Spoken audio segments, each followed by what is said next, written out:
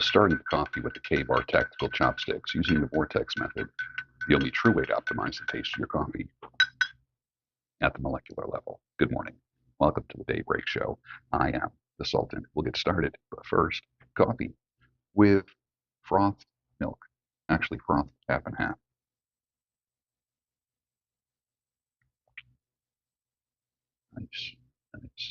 Nice little Friday morning treat. Just what I needed today. If one of a man's values is to wait till marriage, then guess what? She won't have to make him wait. We always hear this talk. If she makes him wait for the sex, then the sex is never worth the wait. What if one of his values is to wait till marriage? Then she never has to be the gatekeeper. Think about that. You've heard it said that women are the gatekeepers to sex, and men are the gatekeepers to relationships. Hypergamy. Let's talk about hypergamy. It's been a very controversial topic the past many years. Hypergamy is awesome. You know why? Bro, have you seen the competition out there? If you are hitting the gym 2 or 3 times a week, increasing in your own personal value as a man, physically, mentally, bettering yourself, making more money, my Lord, you are better than 90% of the world. You are in the top 10%, period. No worries about that at all. So what's going to happen is this, is that people will be making their way to you, and then you have options. That's a beautiful place to be. Options is a really nice place to be in life, isn't it? Options in anything. One of the biggest fears of most men is being locked down. Literally unable to get out of their geographic region, get out of a job, out of a certain relationship. It's nice to have options. So think about, what options do you want in your life? Think hard about that. My heart is glad to the point of tears yesterday. You should have seen me. A woman who I met on this channel here through a health journey and carnivore and this kind of stuff is getting married. The truth wrapped in love. I shared with her for many, many years, as I do with you. She learned how to rest in her femininity. And she encountered a godly man who desires a beautiful, feminine, Christian wife. And I'm going to share more about that next week. Very excited about that. It's pretty cool. Optimistic good news today. Medically and physically speaking, I have the body and lab work of a healthy 39-year-old. The implications? Longevity. Be able to work longer in my life. No retirement in sight. I can't imagine myself getting up and doing nothing, because I actually love what I do. Can glorify God longer in my life, help more people, still able to procreate, and be a husband and a father. I could still build muscle. Brain and cognitive function is 100%. I am open to finding a wife, and the whole plate spinning life, that's really not for me. That's not what I'm interested in. But I'm kind of excited and very optimistic about all of this. It's pretty cool. Hypergamy, on the other hand, is alive and well, and don't dismiss it, my brothers. Stay increasingly attractive. Like, get more attractive as you get older. There's no reason to get old and ugly and look like one of the Muppets in the balcony on the Muppet Show. Women, are always wired to want the best, and they will sniff out the best and do whatever for what is the best in their mind. If she doesn't want you, you are not the best. Unload her. Unload her. You want someone who thinks that you are the best, and that's it. You never want to be someone's backup plan or someone's second best. The indicators of success is what she's looking for: wealth, looks, status. Once she's gone, you don't get her back by getting better. Look, honey, I'm working out. That ship has sailed, my brother. Let her go. Buy yourself flowers. Don't try to get her back. Get you back. That's your number one goal, is to get you back. The average relationship in marriage is 3 years long. Man, if you can make it past that 3-year mark, you might actually have a chance. And I said average, not all. If it lasts longer than that, she could possibly start lying and creating a backup plan long before she drops the breakup bomb on you. Women are always single. Always single. They always keep their options open. Women are never celibate. Ever. Ever. I hate to say it, my Christian brother. Women are never celibate. Women always misrepresent themselves. And the biggest mistake that you could make is to believe them. Again, you're going to hear me say this: believe what they do, not what they say, and you'll be so much better. Historically, every father knew the bragging point about his daughter was her purity. Always. Because the sexually pure woman is worth more.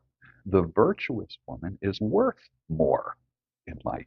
Even historical documents refer to women as virgins and then married. There's nothing in between. It doesn't go from virgin to dating, finding oneself, 4 years of dorm life, traveling for work, brainwashed corporate girl, traveling for business, traveling the world, girl vacations, solo vacations. Remember what I said about hotel bars being the best places for hookup? You know who's there? Women who travel for business. Are you getting it yet? A young man would have to work harder for a virgin than for the one with sad eyes. Sad eyes means innocence lost. With the modern woman, the man is saddled with the most pure that he can find.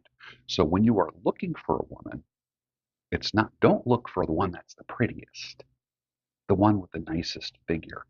Who is the most pure? If there's 3 or 4 women that you're looking at, which one is the purest?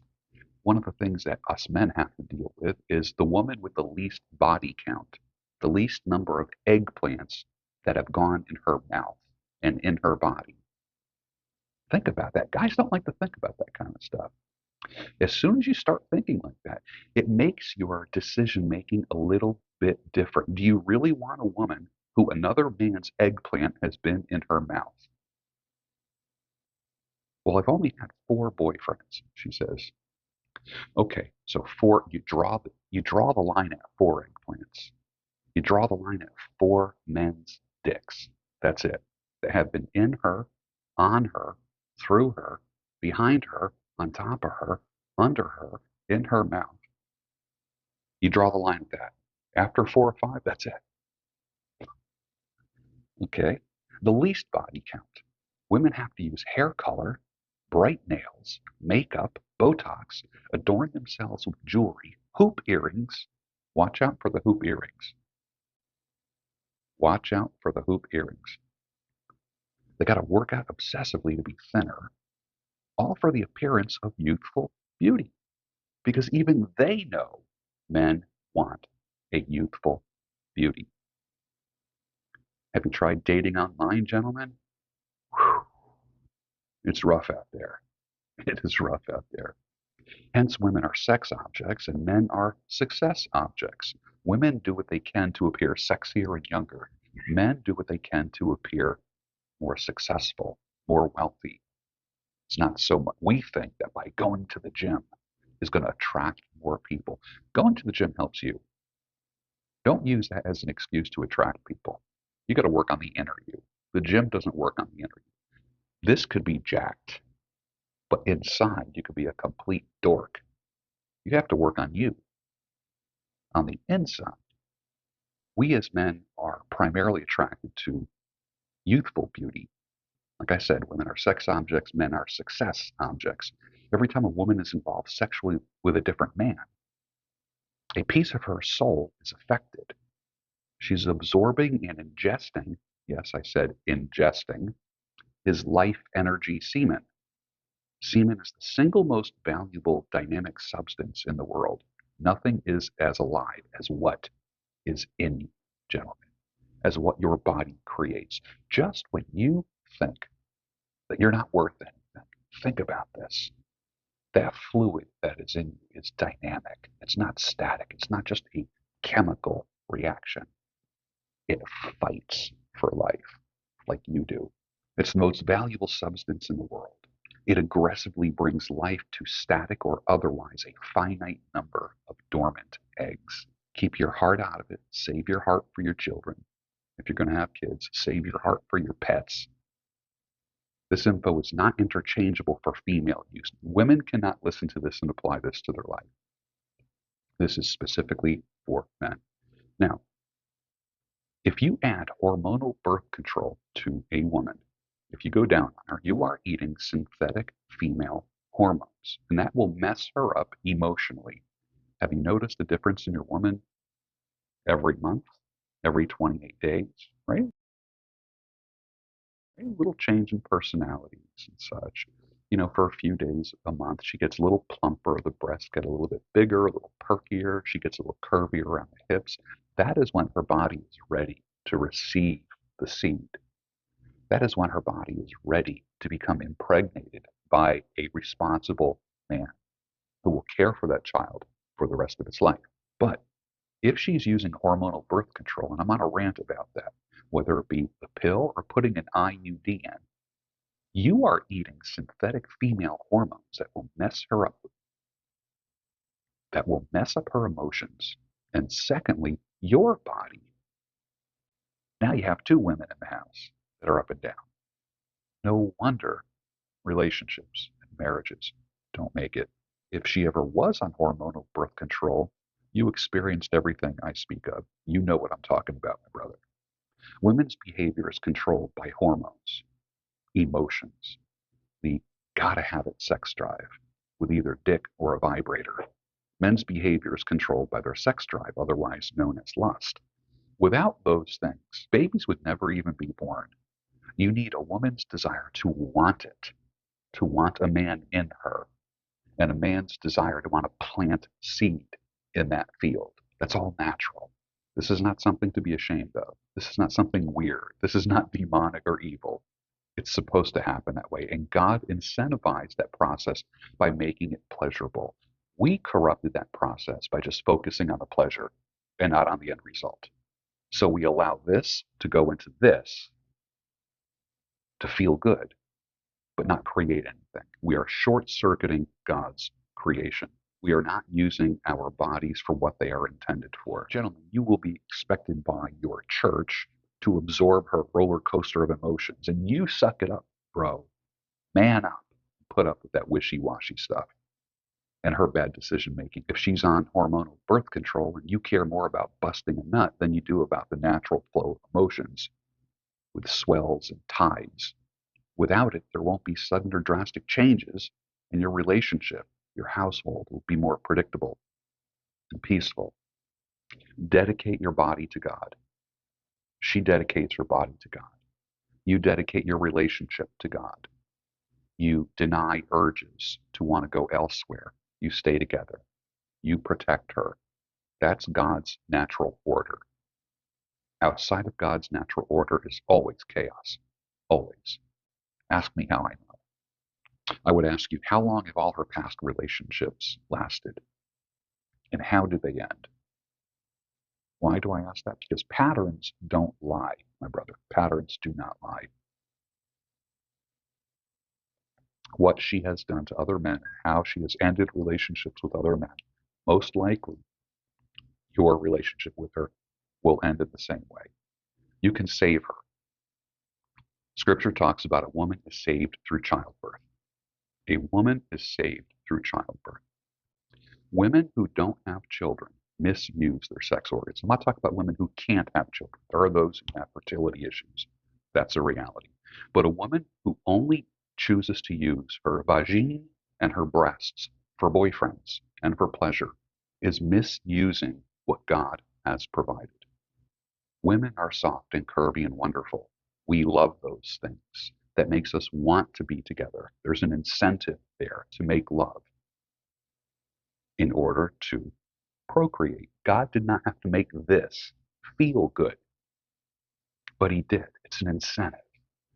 The heart of God is procreation. The heart of God is creating. Ephesians 5:1 says, be imitators of God. Genesis 1:1 says, in the beginning, God created. I want to imitate God. I want to create. One of the best ways of obeying God is to be fruitful and multiply. I encourage you, if you haven't done that, think about that. If all you've been doing is short circuiting, every time you bust a nut in a woman on birth control, it's like short circuiting two wires. And you blow the fuse. Oh, got to go check the breaker box. You're blowing a fuse. You're shorting out life. That's what you're doing. Don't have sex if you don't want to have babies. And there's a way of natural family planning that works. I know plenty of people that do it without birth control. Any woman who is on birth control is obsessed with sex, period, and does not want to have children. That's ungodly. Attention intermittent fasters, I am convinced that TMAD, 2 meals a day, is appropriate for me, 16:8 to be exact. I got up at 4 a.m. this morning. Generally speaking, my meal times need to be not far from now, pretty soon, actually.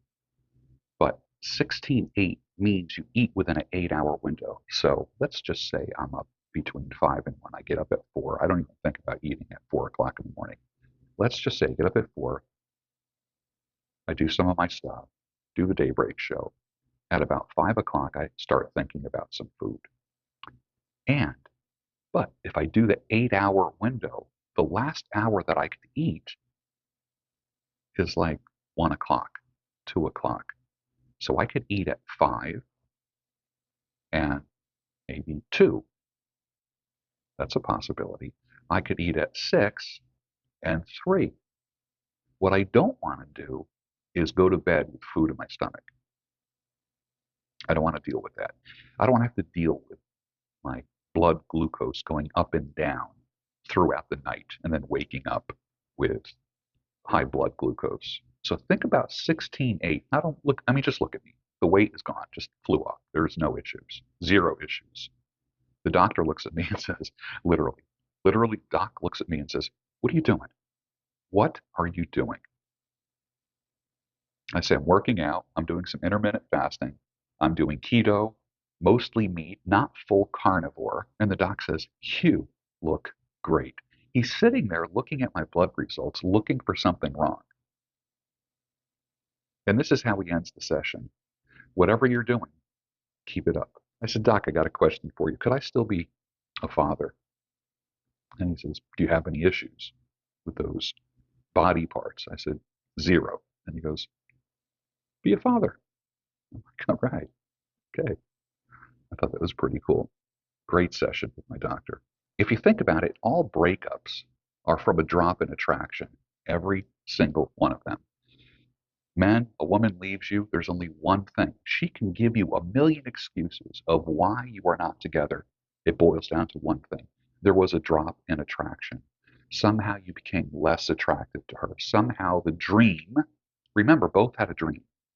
You had a dream, being married, having kids, having a life together, moving in, all the stuff that you get sentimental about. And remember, sentimentalism is a trap because you don't miss her. You miss the body, you miss the dream. But she also had a dream.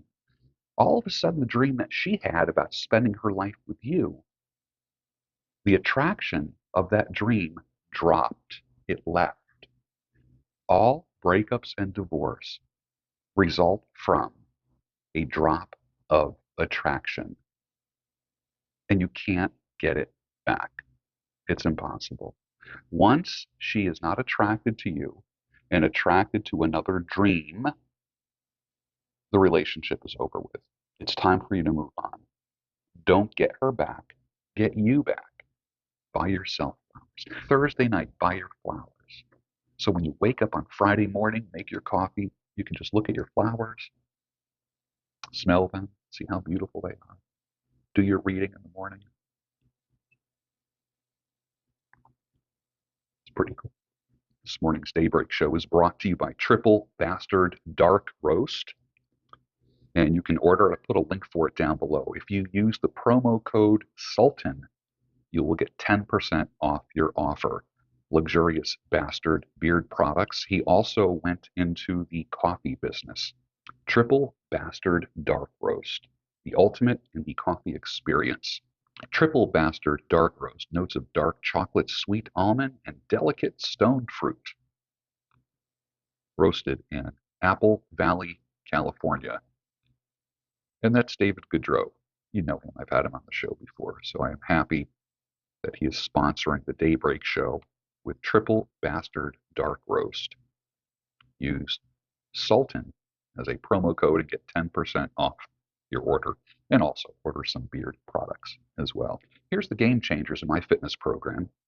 Using resistance bands as assistance bands, not just stretching them, but I put one end over a chin-up bar, loop it, it hangs down, I put my foot through it, and what I do is it assists my body in the first 6 to 8 inches, which are the hardest for me, and I knock out between 10 and 15 reps.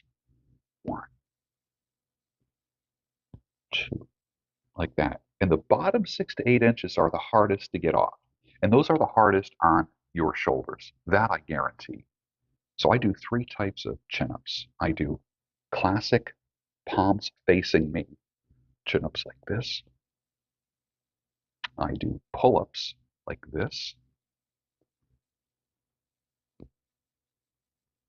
And then I do hammer grip pull-ups or chin-ups, and that's the bar that's going this way. Grab it like this,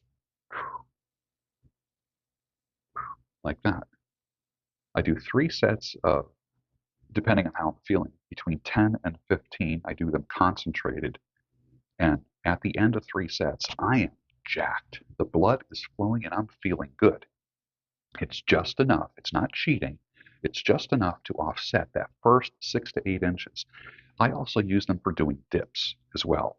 I will tell you that when I put a band across the 2 bars on the dip bars, and I put my knee on that band, and it only offsets my weight about 50 pounds, and I can do my dips without damaging my shoulders. And I still get that pump in the chest and the triceps, and I feel good.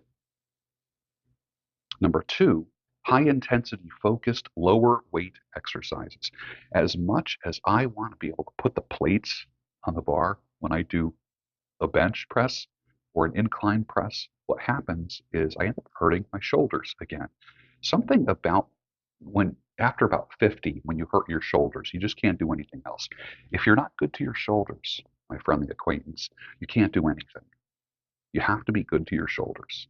It's an absolute number 1 priority. You must protect your shoulders.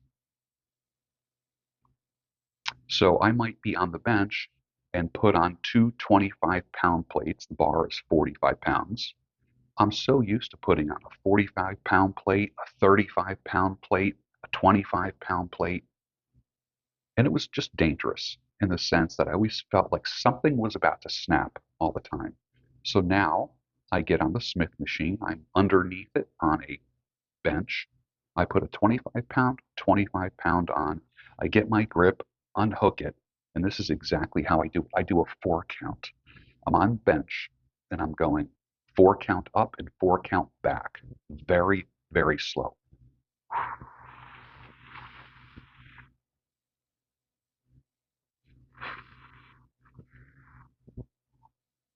And I do 12 of those. At number 12, I am quivering, and I can't wait to hook that weight back up. And I feel like I bench press 250 pounds for 10 reps. And I still get a pump. A lot of people feel if they don't lift heavy and they don't do massive reps, that they're not going to get the pump. I can tell you that's 100% wrong. As I am changing in the locker room at the end of my workout, my body, my shoulders are swollen, my chest is firm, my arms are jacked, I feel good. Now, there's the people who are in bodybuilding. Their goal is to have as little body fat as possible. to the point where they only have 3 millimeters of skin. I still like having a little bit of skin on me. I don't want to lose all that because I noticed like if I went below 10% body fat, I would look like I'm starving.